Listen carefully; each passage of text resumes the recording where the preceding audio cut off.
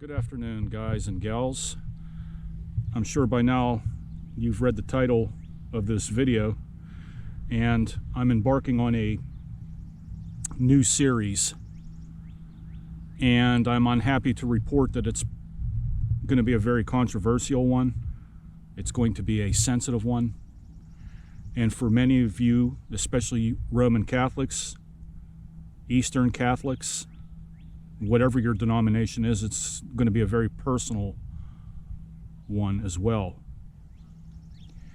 And while I can't do much about how my audience, you guys, are going to process the information that I'm going to convey to you in the next couple of weeks, I just want to assure you that I am going to try to the best of my ability to present information that is clear, concise, somewhat opinionated by the narrator, which is me.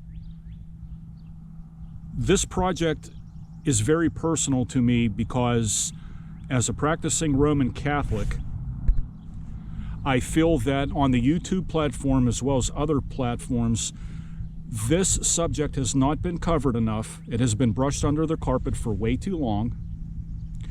It has been ignored by many of the top Catholic YouTubers out there, and for you Roman Catholics who are going to really adhere to this series, you probably know who they are. I'm not going to mention their names because I don't want to do the one thing that I promised that I would not do before I embarked on this series. Is I don't want to castigate anybody personally.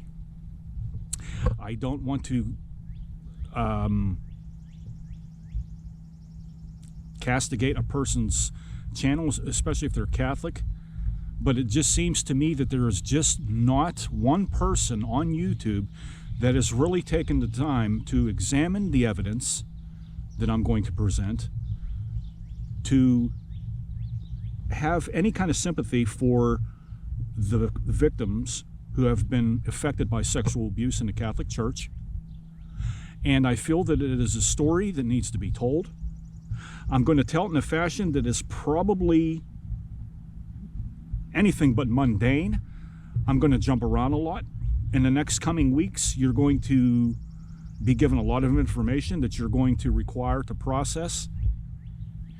I've been thinking about this project for over 2 years now, and it's taken me this amount of time with all the research that I've done, all the books that I've read, the documentaries I've watched, and the personal people that have reached out to me and talked to me about this.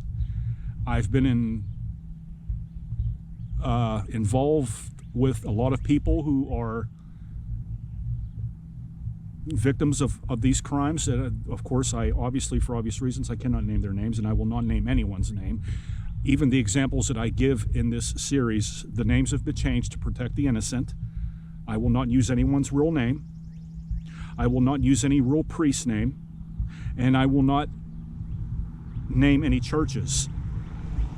Even though here, even in my area here in Pittsburgh, there is all areas here between Beaver County and Allegheny County that is replete with what has happened as a result of these allegations and abuse. And I'm here to say that I think a lot of the so-called alleged allegations are just that. I think a lot of people, with all due respect to the victims out there, a lot of people have accused priests of sexually abusing them when it never happened in the first place. And we're going to start today with an article that I read this morning in the Chicago Tribune that addresses that matter, and I'm going to leave a link below this video, and I want you to click on it and I want you to read it, because it's going to help you with the journey of this series.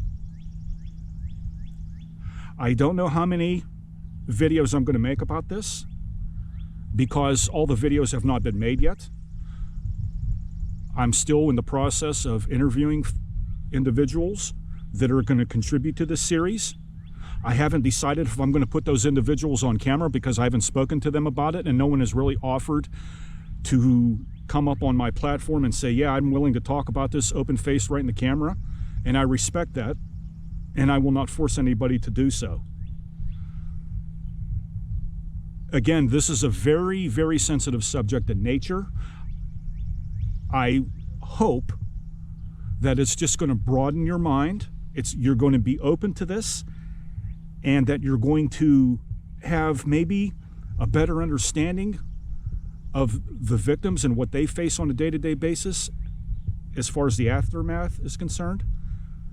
And also the priests who have been, as I stated a little bit earlier here, have been accused of these allegations of misconduct, and they never engaged in this kind of conduct in the first place.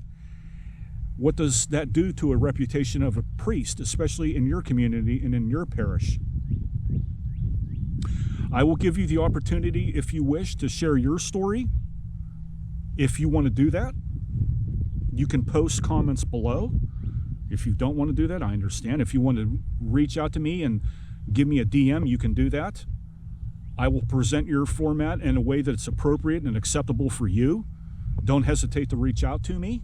I'm always gathering information and accruing new stories. If you feel comfortable talking to me about something and you don't want me to use your name, I won't.